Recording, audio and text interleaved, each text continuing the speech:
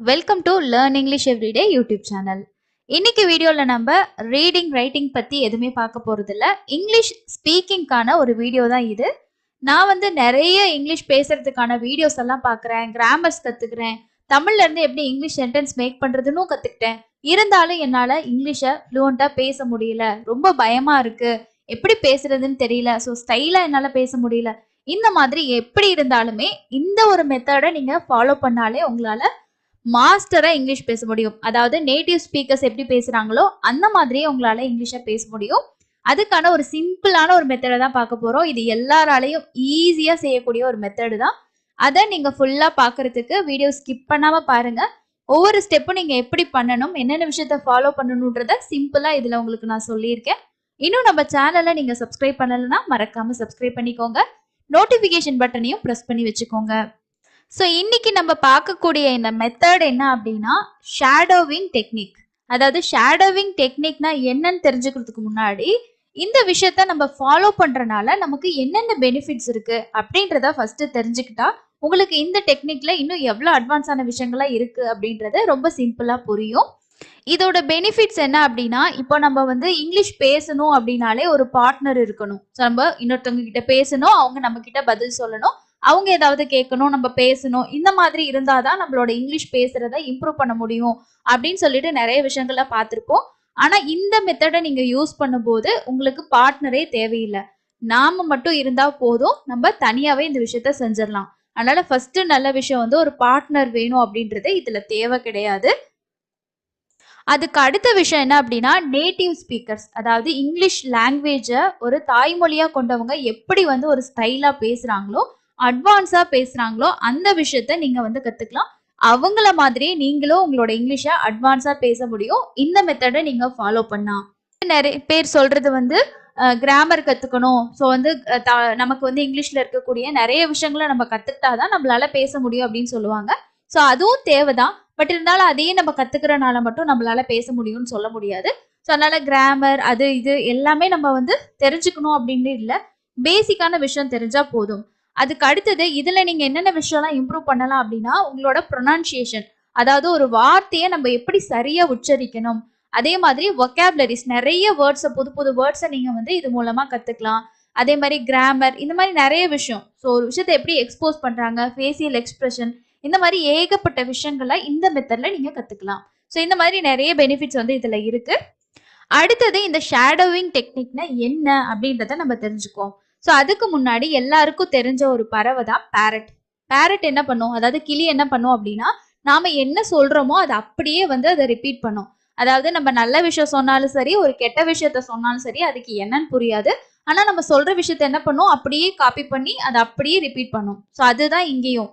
இங்க என்ன அப்படின்னா நம்ம ஒரு விஷயத்த கேட்டு அதை அப்படியே ரிப்பீட் பண்றது தான் இந்த ஷேடோவிங் டெக்னிக். அதாவது அந்த பேரட் என்ன பண்ணுதோ அதே தான் நாமளும் என்ன பண்ண போறோம், ஒரு விஷயம் சொல்றாங்கன்னா அதை கேட்டுட்டு நம்ம அப்படியே ரிப்பீட் பண்ண போறோம். ஸோ அதுதான் இங்க ரிப்பீட்டிங் லைக் அ பேரட் அப்படின்னு சொல்றாங்க. ஸோ உங்களுக்கு இங்க இருக்க இந்த இமேஜ்ல பார்த்தாலே தெரியும் இந்த டெக்னிக்னா என்ன அப்படின்றதுல பேரட் அப்படின்னு சொல்லியிருப்பாங்க. அதுக்கு காரணம் என்ன, நம்ம நல்ல விஷயம் சொன்னாலும் சரி, ஒரு கெட்ட விஷயம் சொன்னாலும் சரி, அதை அப்படியே அதை ரிப்பீட் பண்ணது இல்லையா, அதுதான். ஸோ இங்க ஃபாரின் லாங்குவேஜ்ல ஒரு நேட்டிவ் ஸ்பீக்கர் என்ன விஷயத்த சொல்றாங்களோ அதை அப்படியே நம்ம ரிப்பீட் பண்ண போறோம். அதுதான் இந்த ஷேடோவிங் டெக்னிக். ஸோ இதுக்கு நீங்க பண்ண வேண்டியது என்ன அப்படின்னா நீங்க ஒருத்தங்களை ஃபாலோ பண்ணணும். அதாவது ஒருத்தரை ஃபாலோ பண்ணணும் அப்படின்றது என்னன்னா நேட்டிவா பேசக்கூடிய ஒருத்தங்களை நம்ம ஃபாலோ பண்ணணும். அவங்க எப்படி பேசுறாங்க, எப்படி அவங்களோட ஃபேசியல் எக்ஸ்பிரஷன், ப்ரொனன்சியேஷன் இதெல்லாம் எப்படி இருக்கோ அதை நம்ம ஃபாலோ பண்ண போறோம். ஸோ இதை ஃபாலோ பண்ண போறோம் அப்படின்றதுக்கும் முக்கியமான 3 ஸ்டெப் இருக்கு. அதை 1 by 1 நம்ம ஃபாலோ பண்ணணும். ஸோ அது என்னென்ன அப்படின்றத அடுத்தடுத்து நம்ம கத்துக்கலாம். இப்போ உங்களுக்கு இந்த ஷேடோவிங் டெக்னிக்னா என்ன அப்படின்றது பேசிக்கா புரிஞ்சிருக்கும் அப்படின்னு நினைக்கிறேன். ஸோ ஃபர்ஸ்ட் நம்ம ஃபாலோ பண்ணக்கூடிய ஸ்டெப் என்ன அப்படின்னா ஒரு வீடியோ, இங்கிலீஷ் வீடியோவை நம்ம செலக்ட் பண்ணணும். ஸோ இந்த இங்கிலீஷ் வீடியோவை செலக்ட் பண்ணோம் அப்படின்றதுல நம்ம என்ன மாதிரி வீடியோஸ் எல்லாம் செலக்ட் பண்ணலாம் அப்படின்றதையும் பார்க்கலாம். இந்த கேட்டகரியில உங்களுக்கு பிடிச்ச வீடியோஸை கூட நீங்க செலக்ட் பண்ணிக்கலாம். ஓகே, உங்களுக்கு என்ன இன்ட்ரெஸ்ட் இருக்கோ அதை நீங்க செலக்ட் பண்ணிக்கலாம். ஃபார் எக்ஸாம்பிளுக்கு அது டிவி ஷோஸா இருக்கலாம், மூவிஸா இருக்கலாம், இல்ல ரேடியோவா இருக்கலாம், அண்ட் மியூசிக்கா கூட இருக்கலாம், இல்ல போட்காஸ்டா இருக்கலாம், ஆடியோ புக்ஸா இருக்கலாம், இல்ல நீங்க யூடியூப்ல கூட வீடியோஸ் சூஸ் பண்ணிக்கலாம். அது உங்களோட விஷயம் தான். ஃபர்ஸ்ட் நீங்க என்ன பண்ணணும் அப்படின்னா ஒரு இங்கிலீஷ் வீடியோ சூஸ் பண்ணணும். இதுல முக்கியமான விஷயம், நீங்க சூஸ் பண்ற வீடியோல இருக்கவங்க நேட்டிவ் ஸ்பீக்கர்ஸா இருக்கணும். ஓகே, ஸோ அவங்க பேசுறது வந்து பாத்தீங்கன்னா நேட்டிவ் ஸ்பீக்கர்ஸ் வந்து பேசுறதா இருந்தாதான் நம்ம அவங்கள ஃபாலோ பண்றதுக்கு கரெக்டா இருக்கும். சும்மா இங்கிலீஷ் வீடியோ அப்படின்னா எதெல்லாம் நம்ம வந்து பண்ணக்கூடாது. பட் அங்க அதுல பேசுறவங்க எல்லாமே வந்து அவங்களோட தாய்மொழி இங்கிலீஷா இருக்கணும். ஸோ அப்படி இருக்கும்போது தான் நம்மளால அவங்களோட இங்கிலீஷை ஃபாலோ பண்ணும்போது நல்ல ஸ்டைலிஷாவும் நல்ல வந்து அட்வான்ஸ் இங்கிலீஷும் நம்ம பேச முடியும். ஸோ ஃபர்ஸ்ட் ஸ்டெப் என்னது, நீங்க ஒரு வீடியோவை சூஸ் பண்ணணும். ஸோ இதுல ஒரு பிகினரா நீங்க சூஸ் பண்றீங்க அப்படின்னா சப்டைட்டில்ஸோட இருக்கிற மாதிரி பார்த்துக்கோங்க. ஸோ ஆடியோ புக்ஸ் கூட நமக்கு வந்து சப்டைட்டில்ஸோட கிடைக்குது. ஸோ அதுல டிரான்ஸ்கிரிப்டும் இருக்கும். யூடியூப்ஸ்ல கூட இந்த மாதிரி வீடியோஸ் வந்து நிறைய உங்களுக்கு இருக்கும். ஸோ டிவி ஷோஸ்லயும் நீங்க பாத்தீங்கன்னா ஆஃபீஸ் ரிலேட்டடான டிவி ஷோஸ்லாம் நிறைய போகும். அப்போ அவங்களோட கல்ச்சர் எப்படி இருக்கு, ஸோ அவங்களோட ஆஃபீஸ் எப்படி இருக்கு, எப்படி வந்து பேசுறாங்க, இந்த மாதிரி நிறைய விஷயத்த நீங்க கத்துக்கலாம். அதனால சூஸ் பண்ற வீடியோ வந்து ஒரு பெஸ்டான வீடியோவா சூஸ் பண்ணிக்கோங்க. அது கூடவே அது உங்களுக்கு இன்ட்ரெஸ்டான ஒரு விஷயமாவும் இருக்கணும். ஏன்னா நம்ம இந்த மெத்தடை ரிப்பீட்டா பண்ண போறோம் அப்படின்னும் போது நமக்கு போர் அடிக்க கூடாது இல்லையா? ஸோ அதனால நமக்கு அதுல இன்ட்ரெஸ்டாவும் இருக்கணும். ஸோ அந்த மாதிரி நீங்க சூஸ் பண்ணிக்கோங்க. மூவிஸ் கூட எடுத்துக்கலாம். இப்போ நம்ம வீடியோஸை வந்து சூஸ் பண்ணிட்டோம். செகண்ட் நம்ம என்ன விஷயம் பண்ணணும் அப்படின்னா அந்த வீடியோவை நம்ம கண்டினியூவா பார்க்கணும். ஸோ எவ்வளோ நேரத்துக்கு பார்க்கணும் அப்படின்றது தான் முக்கியமான விஷயம்.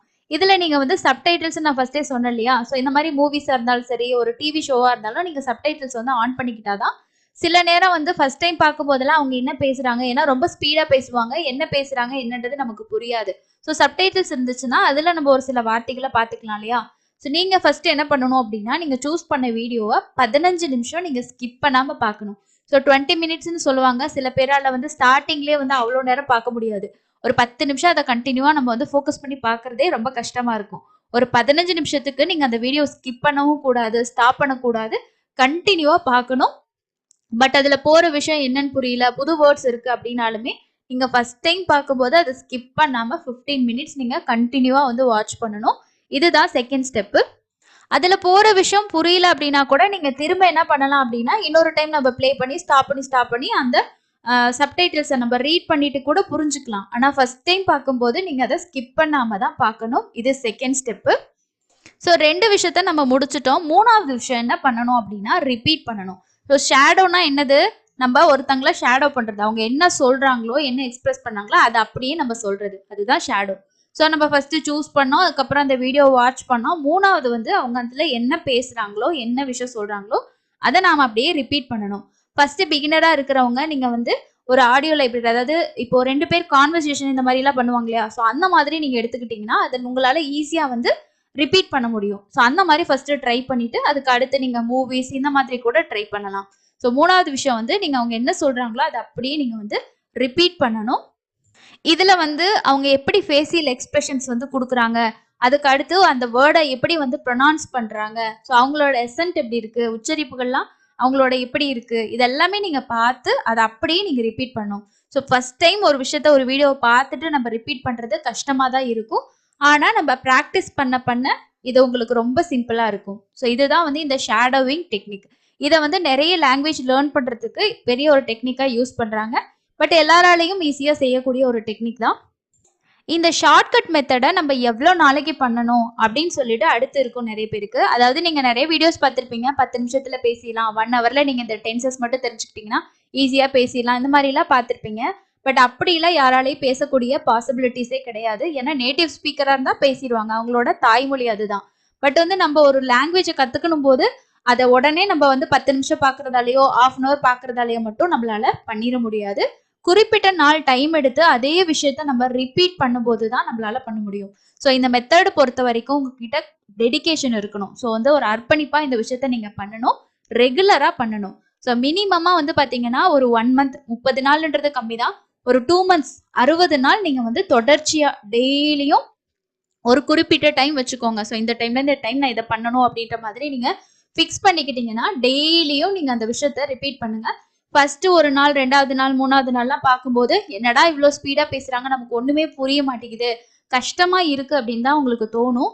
ஆனா நம்ம இதே திரும்ப திரும்ப பண்ணும்போது என்ன ஆகும் அப்படின்னா, ஸோ எனக்கும் முடியும், என்னாலே கான்ஃபிடென்ட்டா பண்ண முடியும், நானும் இதே மாதிரி இங்கிலீஷை நல்லா ஸ்டைலிஷா நல்லா வந்து அட்வான்ஸ் இங்கிலீஷ் பேசுவேன் அப்படின்ற மாதிரி ஒரு கான்ஃபிடென்ஸோட பண்ணும்போது கண்டிப்பா உங்களால வந்து ஒரு 2 months 3 months நீங்க ரிப்பீட் பண்ணும்போது உங்களாலையும் வந்து ஈஸியா பேசிட முடியும். ஸோ இதுதான் இந்த மெத்தட்ல இருக்க முக்கியமான விஷயம்.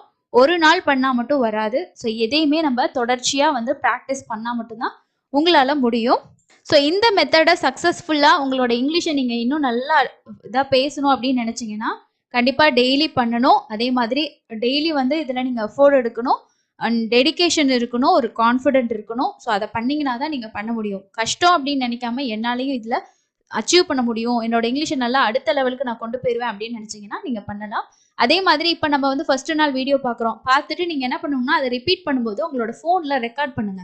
அதே மாதிரி அடுத்தடுத்த நாள் நீங்க பண்ணும்போது ரெக்கார்ட் பண்ணீங்கன்னா கடைசியா நீங்க வந்து பாப்பீங்க இல்லையா, ஸோ அதை பார்த்துட்டு நீங்க சொல்லும்போது உங்களோட உச்சரிப்புகள் எப்படி மாறி இருக்கு, ஸோ உங்களோட பேசக்கூடிய ஸ்டைல வந்து எப்படி வந்திருக்கு அப்படின்றத அந்த ஆடியோ ப்ளே பண்ணும்போது உங்களுக்கு தெரியும். ஸோ முதல் நாள் நம்ம எப்படி தடுமாறணும், 2வது நாள் எப்படி இருந்தோம், அப்படியே அடுத்தடுத்த நாள் நம்ம பண்ணிட்டு வந்து கடைசி நாள் நம்ம பண்ணும்போது ஃபர்ஸ்ட் நாளைக்கு நம்மளோட கடைசி நாளுக்கும் எப்படி இம்ப்ரூவ்மெண்ட் இருக்குன்றது நீங்க வந்து உங்களோட வாய்ஸை நீங்க ரெக்கார்ட் பண்றது மூலமா நீங்க புரியும். ஓகே, இது பேசுறதுக்கு உங்களுக்கு பார்ட்னர் யாருமே தேவையில்லை, நீங்களே தனியா இந்த விஷயத்த பண்ண முடியும். ஸோ இந்த மெத்தடை ட்ரை பண்ணிட்டு நீங்களே வந்து உங்களோட இங்கிலீஷ் எப்படி இம்ப்ரூவ் ஆயிருக்குன்னு சொல்லிட்டு கண்டிப்பா வந்து கமெண்ட்ஸ் பண்ணுவீங்க. நீங்களும் ட்ரை பண்ணுங்க. இந்த மாதிரி லேர்ன் பண்றதுக்கு நிறைய டெக்னிக்ஸ் வந்து கொடுத்துருக்காங்க. ஸோ அந்த வீடியோஸ் உங்களுக்கு வேணும்னாலும் சேனலை சப்ஸ்கிரைப் பண்ணிக்கோங்க. இந்த மெத்தட் யூஸ்ஃபுல்லா இருந்துச்சா இல்லையான்றத கமெண்ட்ஸ்ல சொல்லுங்க.